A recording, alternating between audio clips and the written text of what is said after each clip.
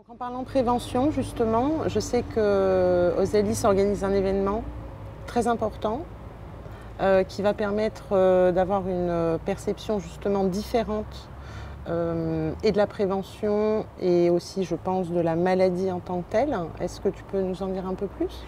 Oui, alors c'est l'exposition contemporaine Osalis Ose qui a lieu du 4 au 5 octobre et est ouverte au public à Paris, Square des Acacias.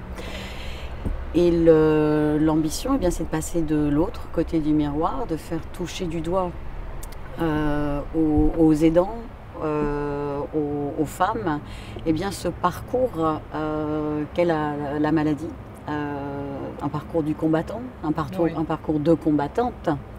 Je rappelle que plus de 2,5 millions c'est le titre de ton livre. De femmes traversent chaque année dans le monde.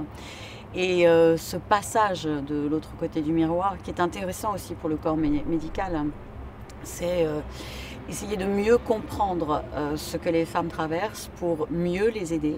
Oui. Car le mois d'octobre, c'est aussi un mois où les femmes qui ont été malades ou qui sont en soins se sentent extrêmement seules. Pourquoi? Parce qu'on parle de prévention, donc on parle de comment éviter. Et lorsque vous avez été confronté, la réalité du cancer du sein, c'est aussi la perspective de la récidive. Oui.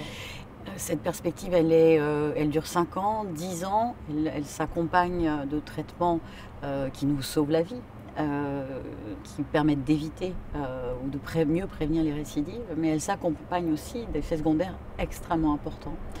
Et à ces femmes qui sont en souffrance, ou à ces aidants, ou à ces amis qui ont envie de partager avec elles, on va proposer, à travers une exposition contemporaine, un parcours sensoriel de la maladie, du diagnostic, jusqu'à la résilience, parce que Osalis, c'est aussi un message de vie.